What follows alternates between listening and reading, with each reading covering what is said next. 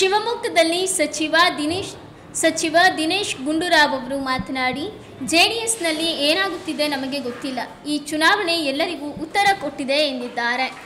ಈಗ ಜೆಡಿಎಸ್ ಅಲ್ಲಿ ಏನಾಗುತ್ತೋ ನನಗೆ ಗೊತ್ತಿಲ್ಲ, ಆದರೆ ಈ ಚುನಾವಣೆ ಎಲ್ಲರಿಗೂ ಕೂಡ ಉತ್ತರ ಕೊಟ್ಟಿದೆ ಅಲ್ವಾ. ಅನಾವಶ್ಯಕವಾಗಿ ಏನೇನೋ ಮಾತಾಡ್ತಾ ಇದ್ರು ಬಿಜೆಪಿಯವರು, ಜೆಡಿಎಸ್ ಅವರೆಲ್ಲ. ಅವರಿಗೆ ಜನನೇ ಉತ್ತರ ಕೊಟ್ಟಿದ್ದಾರೆ. ಈಗ ಜನ ಏನ್ ಹೇಳಿದ್ದಾರೆ, ನಮಗೆ ಜನಪರವಾದಂತಹ ಕಾರ್ಯಕ್ರಮಗಳನ್ನು ಮುಂದುವರಿಸಿ ಅಂತ ಹೇಳಿದ್ದಾರೆ. ಇವರು ಬರೀ ಸುಳ್ಳಿನ ಪ್ರಚಾರಗಳು ಇಟ್ಕೊಂಡು ಏನು ಇಲ್ಲದೆ ಇರತಕ್ಕಂಥ ಆಧಾರರಹಿತವಾದಂತಹ ಆಪಾದನೆ ಮಾಡ್ಕೊಂಡು ತಿರುಗಾಡ್ಕೊಂಡಿದ್ರು. ನಿಮ್ಮ ಇಲ್ಲಿಯ ಸ್ಥಳೀಯ ವಿಜೇಂದ್ರ ಅವರು ಇರ್ಬೋದು, ಮತ್ತು ಕುಮಾರಸ್ವಾಮಿ ಅವರು ಇರ್ಬೋದು, ಯಾರೇ ಇರ್ಬೋದು, ಯಡಿಯೂರಪ್ಪನವರು ಇರ್ಬೋದು, ಆರ್ ಅಶೋಕ್ ಇರ್ಬೋದು, ಯಾರೇ ಇರ್ಬೋದು.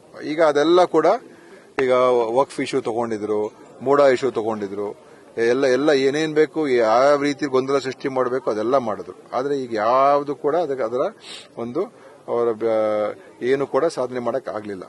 ಈಗ ಅವರಲ್ಲೇ ಒಡಕಿದೆ, ಬಿಜೆಪಿಯಲ್ಲೂ ಕೂಡ ಒಡಕಿದೆ, ಜೆಡಿಎಸ್ ಅಲ್ಲೂ ಕೂಡ ಒಡಕಿದೆ. ಮುಂದೆ ಏನಾಗುತ್ತೋ ಗೊತ್ತಿಲ್ಲ.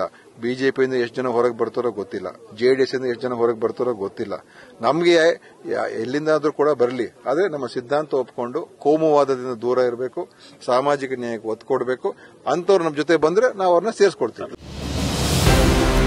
ಬೇಕರಿ ತಿನಿಸುಗಳಿಗಾಗಿ ಒಮ್ಮೆ ಭೇಟಿ ನೀಡಿ. Iyengar new SP bakery, Jain compound ಎದುರು, ಲಕ್ಷ್ಮಿ ಟಾಕೀಸ್ ಹತ್ತಿರ, ಶಿವಮೊಗ್ಗ.